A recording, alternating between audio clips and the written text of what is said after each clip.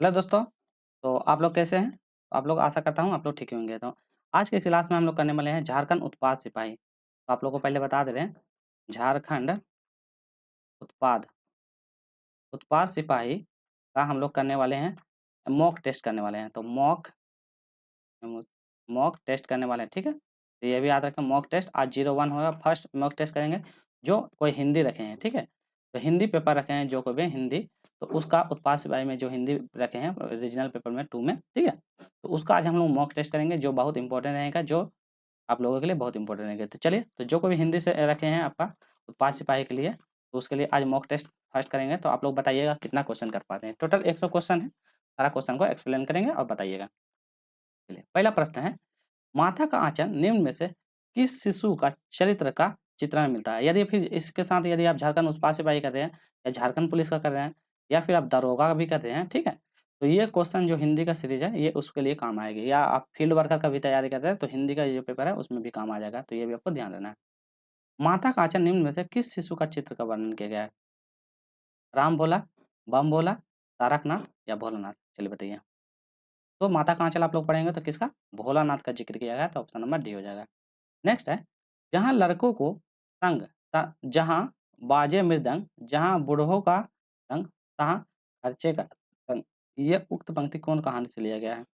तो जहाँ लड़कों का संग, जहाँ बाजे का मृदंग, जहाँ बूढ़ों का संग व खर्चों का तंग किससे लिखा है? जॉर्ज पंचम की नाक से, सना सना हाथ जोड़ी, मैं क्यों लिखता हूँ या माता का राज, ये किससे लिखा गया है? तो इसका सही हो जाएगा ऑप्शन नंबर डी, माता का आंचल। तो सही आंसर ऑप्शन नंबर डी हो जाएगा, माता का आंचल।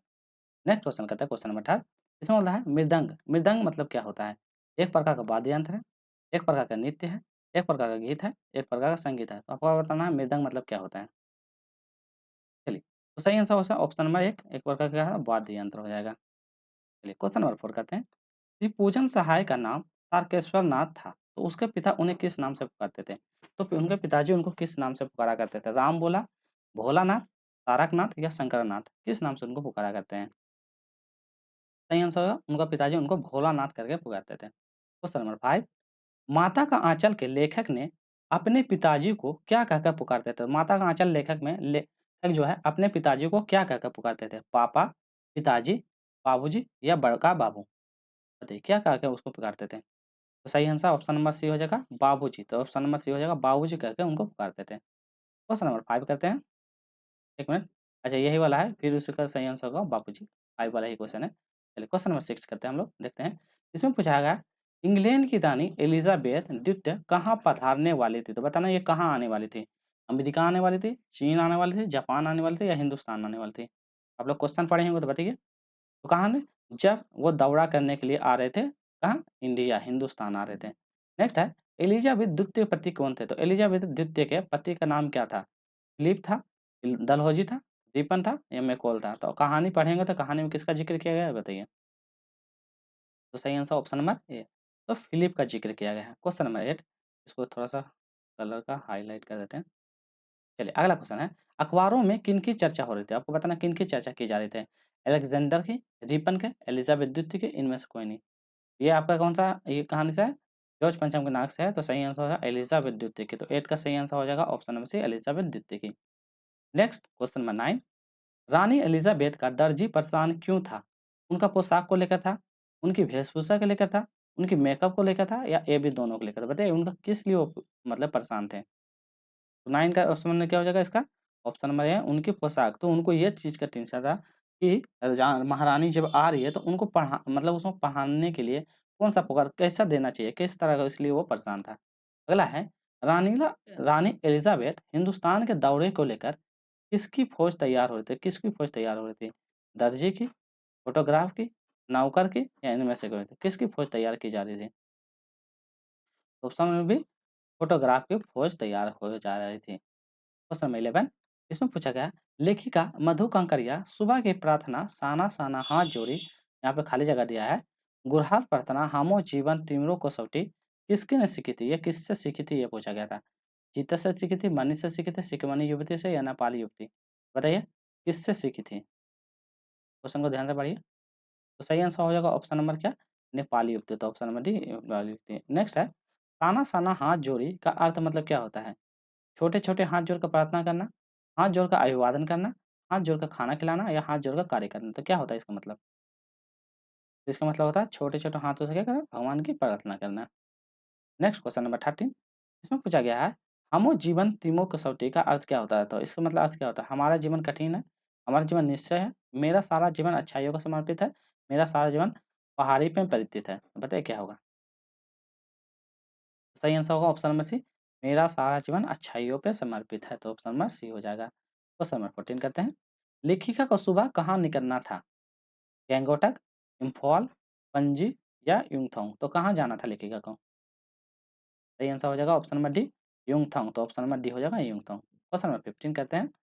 लेखिका बालकनी में कौन-सा पहाड़ देखना चाहती थी? तो कौन-सा पहाड़ देखना चाहती थी? हिमालय के पहाड़, गंगा पर्वत के पहाड़, माउंट एवरेस्ट के पहाड़ या कंचनजंगा के पहाड़? तो कौन-सी पहाड़ देखना चाहती थी?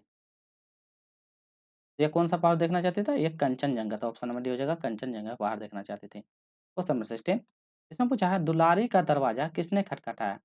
रामू ने, टुन्नू ने, रंभा भाई ने या श्याम ने? तो किसने खटखटाया? चलिए, तो सही आंसर हो जाएगा ऑप्शन नंबर बी। क्या कहना है? टुन्नू ने खटखटाया था। ऑप्शन नंबर बी टुन्नू ने खटखटाया था। क्वेश्चन नंबर 17 करते हैं। इसमें पूछा गया है, तीज के अवसर पर दुलारी कहाँ गाना गए थे? कहाँ पे गाना गए थे? सोनपुर के मेला में, बनारस में, खुजवा बाजार में, इनमें से कोई नहीं।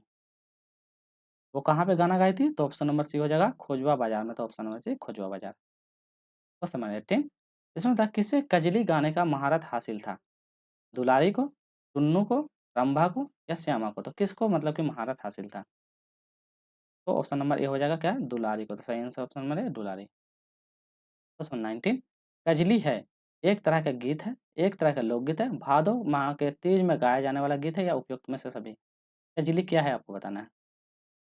तो क्या है ऑप्शन नंबर गीत भी है, लोकगीत भी है, भादो माह में गाने जाना। तो ऑप्शन नंबर इसका डी सही जवाब हो जाएगा। क्वेश्चन नंबर 20 रानिया ला फरमोसी लौट मतलब क्या होता है? दरगोरे के घोरवा बूंदिया, दे माथो मोती कर बिंदिया। और अच्छा ये पूरा ये दिया हुआ है स्टेटमेंट दिया है आपको बताना है पढ़ के इसमें से क्या होगा। यह गाना किसके द्वारा गाया गया था? ये गाना गाया था 1, 2, 3, 4 ये 5 लाइन का है। ये किसके द्वारा गाया था? दुलारी के द्वारा, श्यामा के द्वारा, टुन्नू के द्वारा, रंभा के द्वारा। आप लोग कहानी पढ़ेंगे तो आपको याद होगा। ये किसका था? टुन्नू के द्वारा गाया गया था। नेक्स्ट है, मैं क्यों लिखता हूँ है, कहानी है, कविता है, निबंध है या इनमें से कोई नहीं। तो पता है मैं क्यों लिखता है ये क्या है? तो एक प्रकार का क्या है? एक प्रकार का यह आपका सही आंसर हो जाएगा सी, क्या हो जाएगा? निबंध है। नेक्स्ट क्वेश्चन, क्वेश्चन नंबर 22 इसके अनुसार प्रत्यक्ष अनुभव जब अनुभूति का रूप धारण करता है तो रचना पैदा होती है। मधु कंगरिया के अनुसार, शिव पूजन के अनुसार, अज्ञेय के अनुसार या कमलेश्वर के अनुसार? बताइए क्या होगा? तो सही आंसर होगा ऑप्शन नंबर सी, अज्ञेय के अनुसार। नेक्स्ट क्वेश्चन नंबर 23 हिरोशिमा कविता के माध्यम से किनकी अपनी बात को स्पष्ट किया था? जयशंकर प्रसाद ने, शिवपूजन सहाय ने, सूर्यकांत त्रिपाठी ने या अज्ञेय ने? तो 23 का क्वेश्चन नंबर डी क्या हो जाएगा? अज्ञेय। अगला क्वेश्चन करते हैं हिरोशिमा कविता अज्ञेय के किस काव्य के संग्रह में संकलित है? आदि ओ करुणा प्रभाव में है, चिंता में है, भग्नदूत में है, इंद्रधनुष रोंदे हुए हैं। तो किसमें यह संकलन काव्य संकलित किया गया है? सही आंसर होगा ऑप्शन नंबर ए।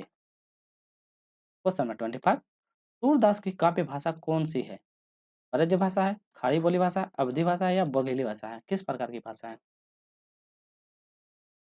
चलिए, तो 25 का 25 ना? हाँ, चलिए 25 का सही आंसर क्या हो जाएगा? 25 का सही आंसर हो जाएगा क्या हो जाएगा? ए। तो ब्रज भाषा सही आंसर होगा 25 का सही आंसर 24 का भी ए था, ठीक है। नेक्स्ट है 26 सूरदास के प्रस्तुत काव्य के 4 पद किस रचना से लिए गए हैं? सूरसागर, रामगीत, श्रावली या साहित्य लहरी? किससे लिए गए हैं? ब्रह्मगीत। तो ऑप्शन नंबर बी हो जाएगा ब्रह्मगीत। क्वेश्चन नंबर 28 तुलसीदास ने किन 2 भाषाओं में काव्य की रचना की थी?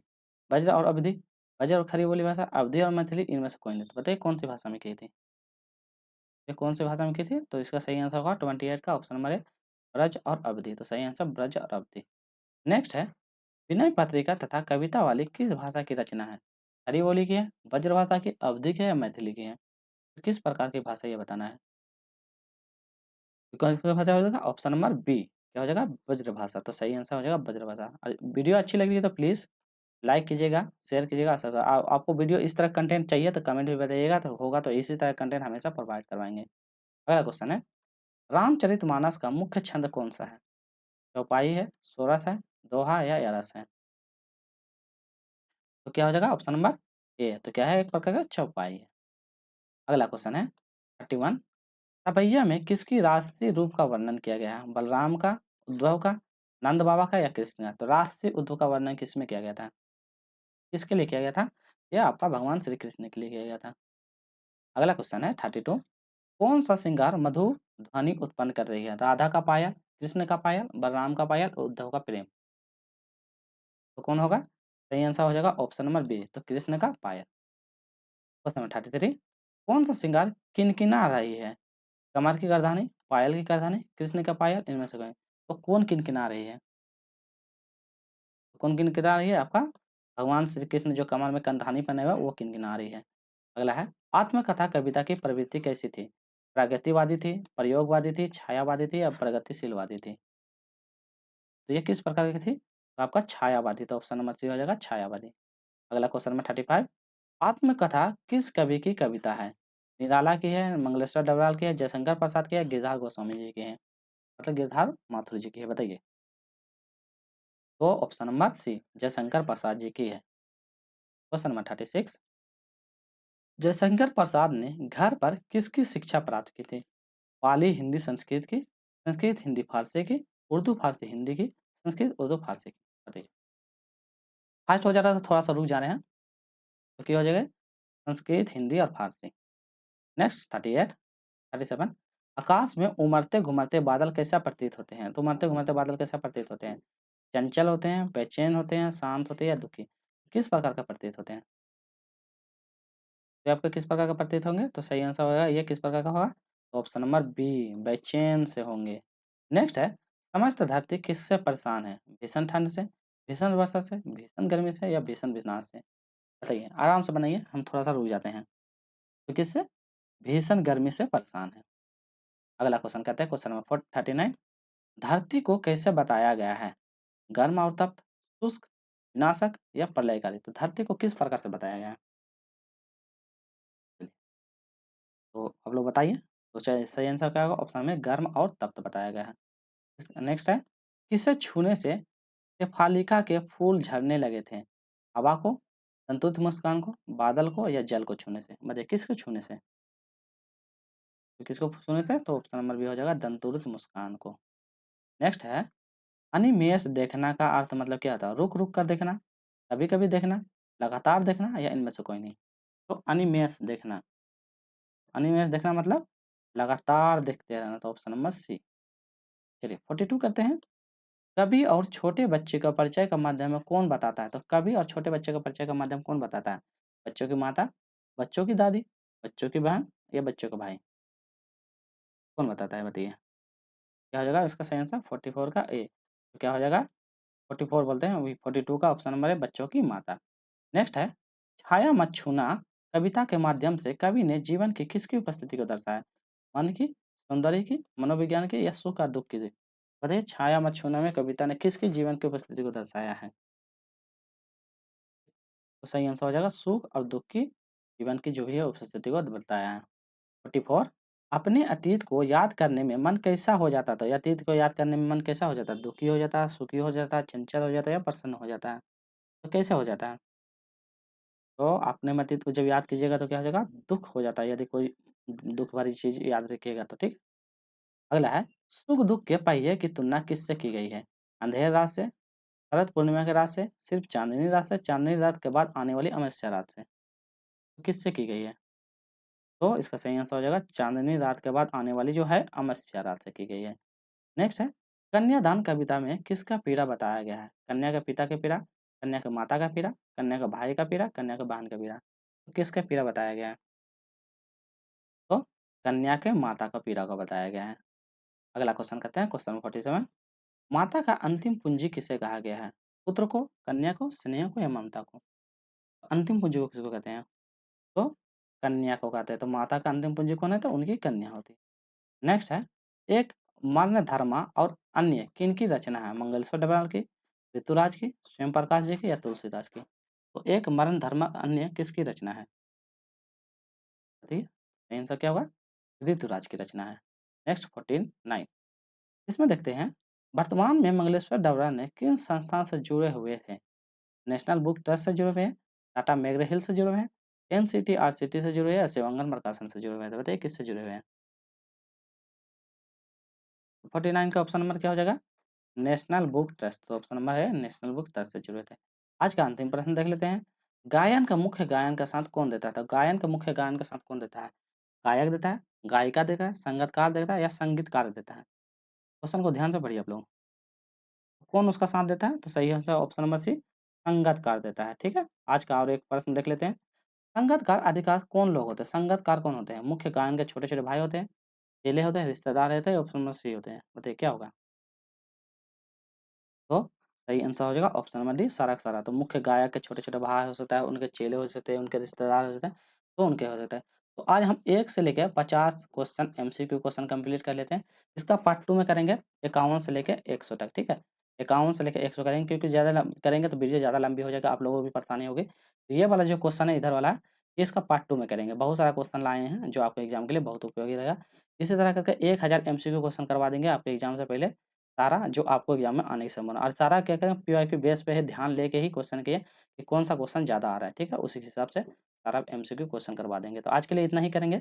जो कोई भी झारखंड उत्पाद चाहिए, झारखंड पुलिस, दरोगा, या फील्ड वर्कर का तैयारी कर रहे हैं, तो ये वाला हिंदी का प्रैक्टिस ज़रूर आप देख लीजिएगा क्योंकि आपके एग्जाम के लिए ये सब क्वेश्चन सारा इंपॉर्टेंट है। उसके बाद फिर ग्रामर का भी सारा क्वेश्चन करवाएँगे और जो कोई झारखंड का खुट्टा का भी तैयारी कर रहे हैं, वो सब भी चल रहा है प्रैक्टिस से। फिर जीके का चल रहा है, मैथ का चल रहा है, साइंस का चल रहा है, तो ज़रूर वो सब यूट्यूब में जाकर विज़िट कीजिए और वो सब सारा देखिए। तो आज के लिए यहीं करते हैं, हिंदी का क्वेश्चन सीरीज़ आज का कंप्लीट करते हैं, फिर मिलते हैं नया मॉक टेस्ट में। तो आज का मॉक टेस्ट का 1 या पार्ट 1 रहेगा, ठीक है? इसी का मॉक टेस्ट का पार्ट 2 फिर लाएँगे। आज के लिए इतना ही, टेक केयर।